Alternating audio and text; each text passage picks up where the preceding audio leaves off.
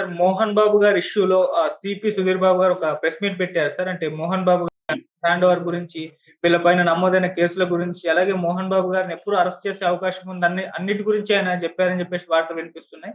మరేంటి ఇప్పుడు 'మోహన్ బాబు' గారు గన్స్ హ్యాండ్ ఓవర్ చేశారా లేదా? మరి ఎప్పుడు ఆయన అదుపులోకి తీసుకునే అవకాశం ఉంది? అసలు ఏం చెప్పారు సార్ సిపి?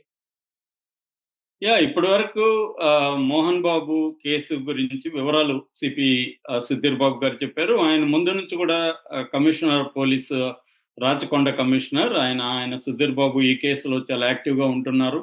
ఎందుకంటే మోహన్ బాబు లాస్ట్ సండే తన మనోజ్, కోడలు మౌనికా రెడ్డి, కొంతమంది సంఘ విద్రోహ శక్తులు వచ్చి నా ఇంటి మీద దాడి చేశారు. అట్లాగే మాదాపూర్లో ఉండే నా ఆఫీసును, ఇల్లును వాళ్ళు స్వాధీనం చేసుకున్నారు. సో ట్రెస్ పాసింగ్ అంటారు. సో ట్రెస్ పాసింగ్ దాన్ని విడిపించాలి, అట్లాగే నాకు ప్రాణాపాయం ఉంది, నాకు సెక్యూరిటీ ఇవ్వాలని సిపి కంప్లైంట్ చేశాడు. కానీ సిపి దాని మీద ఎటువంటి చర్యలు తీసుకోలేదని చెప్పి మోహన్ బాబు ఏం చేశాడంటే రిట్ ఆఫ్ మాండమస్ అంటారు. రిట్ ఆఫ్ మాండమస్ ని తెలంగాణ హైకోర్టులో వేశాడు. రిట్ ఆఫ్ మాండమస్ అంటే అర్థమైందంటే పోలీసులు కానీ బ్యూరోక్రాట్స్ కానీ వాళ్ళకి ఆదేశాలు జారీ చేయమని కోర్టుని అడుగుతారనమాట. దీన్ని రిట్ ఆఫ్ మాండమస్ అంటారు. అంటే నాకు సెక్యూరిటీ ప్రొవైడ్ చేయాలి, తర్వాత నేను కంప్లైంట్ ఇస్తే పట్టించుకోలేదు, దాని కేసు రిజిస్టర్ చేసి మనోజ్ని వాళ్ళని విచారించాలి, అట్లాగే నా ప్రాపర్టీని వాళ్ళు స్వాధీనం చేసుకున్నారు, వాళ్ళ నుంచి విడిపించాలి అని అడగమని చెప్పాడు. పోలీస్ పికెట్ పెట్టమని కూడా వాళ్ళ ఇంటి దగ్గర జల్పల్లి దగ్గర అడిగారు.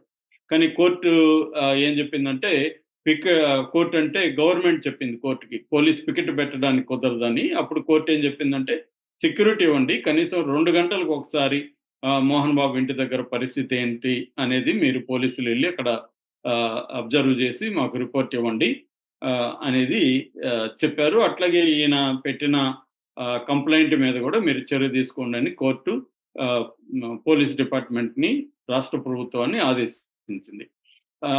అట్లాగే ఈ కేసుని కొట్టేయమని కూడా మోహన్ బాబు అడిగాడు, తన మీద ఉన్న కేసుని. కానీ కొట్టేయడానికి వీల్లేదని చెప్పింది. అట్లాగే ఈయన మీద జర్నలిస్టు, TV9 జర్నలిస్టు రంజిత్ మీద అటాక్ చేశాడు ఈయన. ఆ అబ్బాయికి ఇక్కడ ఎముక 3 చోట్ల ఇరిగి చిన్న రాడ్డు కూడా వేశారు. సో దానికి సంబంధించి మోహన్ బాబు మీద ఫస్ట్ 118 BNS భారతీయ న్యాయ సంహిత 118 సెక్షన్ కింద కేసు పెట్టారు. 118 అంటే ఏంటంటే voluntarily hurting somebody with weapons అనమాట. ఏదన్నా ఆయుధాలతో, డేంజరస్ ఆయుధాలతో ఒక వ్యక్తి మీద హత్య చేయాలని, గాయపరచాలనే ఉద్దేశంతో దాడి చేయడం అనే కేసు పెట్టారు. అయితే జర్నలిస్టులు పట్టుబట్టి హత్యాయత్నం కింద కేసు పెట్టాలని చెప్పేసరికి 109 కింద కేసు పెట్టారు. 109 వచ్చే హత్యాయత్నం కేసు.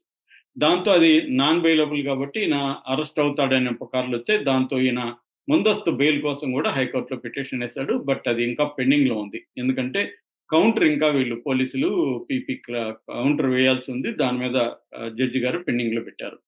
ఈ లోపల రకరకాల ఊహాగానాలు వచ్చాయి. మోహన్ బాబు పరారని వచ్చింది. తర్వాత మోహన్ బాబు ట్వీట్ చేశాడు, నేను పరారి కాదు, నేను ఇంట్లో వైద్యం తీసుకుంటున్నాను, కోర్టులో నాకు ఇంకా ముందస్తు బెయిల్ క్యాన్సిల్ అంటే రిజెక్ట్ కాలేదు, కాబట్టి మీరు అబద్ధాలు రాయొద్దని చెప్పారు. కానీ పోలీసులు ఏం చెప్పారు, ఆయన అందుబాటులో లేడు, మాకు గన్స్ అడిగితే ఆయన ఇవ్వట్లేదని చెప్పారు. ఇప్పుడు సిపి సుధీర్ బాబు దీనికి సంబంధించి ఒక క్లారిటీ ఇచ్చాడు. అదేంటంటే మోహన్ బాబు దగ్గర 2 గన్స్ ఉన్నాయి. ఒకటి డబుల్ బ్యారల్ గన్ను, ఒకటి స్పానిష్ మేడ్ గన్. ఈ 2 రకాల గన్స్ ఉన్నాయి. ఈ 2 రకాల గన్స్ ని ఆయన ఇంకా మాకు సరెండర్ చేయలేదు, సరెండర్ చేయకపోతే మేము చర్యలు తీసుకుంటామని చెప్పాడు. అట్లాగే మొత్తంగా ఓవరాల్ గా మోహన్ బాబు ఫ్యామిలీ మీద 3 FIRలు ఇప్పటికి ఉన్నాయి. అంటే మనోజ్ మీద ఉంది, మోహన్ బాబు మీద ఉంది, విష్ణు మీద ఉంది. 3 FIRలు ఉన్నాయి. దానికి సంబంధించి కూడా మా వాళ్ళు విచారణ జరుపుతున్నారు, దానికి సంబంధించి మేము చర్యలు తీసుకుంటాము అనేది చెప్పాడు.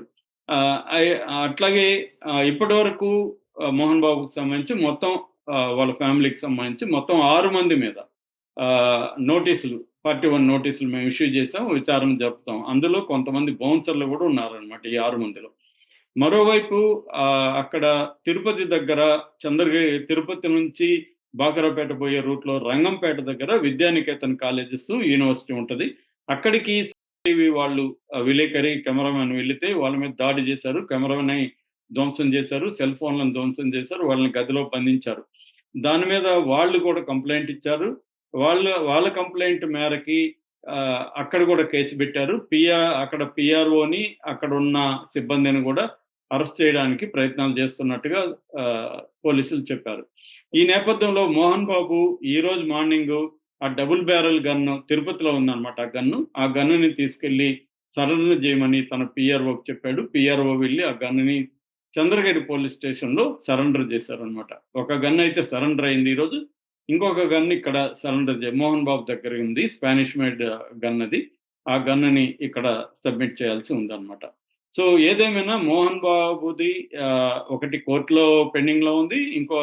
మిగతా ఎఫ్ఐఆర్‌ల విషయంలో పోలీసులు విచారణ జరుపుతున్నారు. చర్య తీసుకునే అవకాశం కనిపిస్తుంది. అంటే మోహన్ బాబును కూడా అల్లు అర్జున్ చేసినట్టుగా ఒక ఫ్రైడే ఈవెనింగ్ అట్లేమన్నా అరెస్ట్ చేస్తారా? అంటే 2 రోజులైనా జైల్లో పెట్టడానికి రేవంత్ రెడ్డి ట్రై చేస్తాడా? ఎందుకంటే రేవంత్ రెడ్డి మంచి ఊపు మీద ఉన్నాడు. సినిమా వాళ్ళని ఒక పట్టుబట్టాలి, వీళ్ళ సంగతి ఏదో చూడాలని ఇప్పటివరకు ఏ ముఖ్యమంత్రి సాహసించలేదు.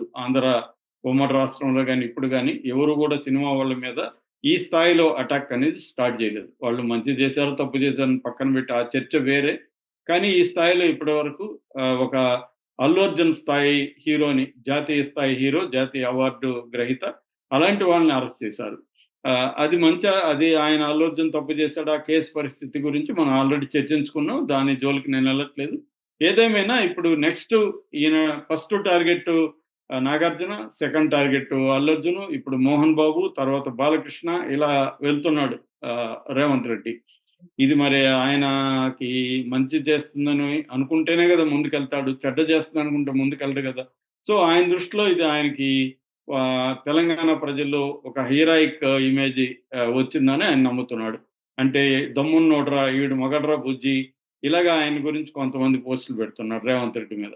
మరి అది లాంగ్ రన్ లో ఆయనకి నెగిటివ్ అవుతుందో, పాజిటివ్ అవుతుందో పెట్టుకొని పెడితే ఆయనకి తెలంగాణ ప్రజల్లో రూరల్ ఫోక్ లో అల్లు అర్జున్ తప్పు చేశాడు, అతనేమన్నా దేశభక్తుడా, అతనేమన్నా పాకిస్తాన్ బార్డర్ లో చేస్తున్నాడా, డబ్బులు సంపాదించుకునేదానికి సినిమాలు తీస్తారు, వాళ్ళని అరెస్ట్ చేసే తప్పేంటి అన్న పద్ధతిలో ఆయన నేషనల్ లెవెల్లో మాట్లాడు. బట్ నేషనల్ మీడియాలో మాత్రం ఆయనకి నెగిటివ్ అయింది.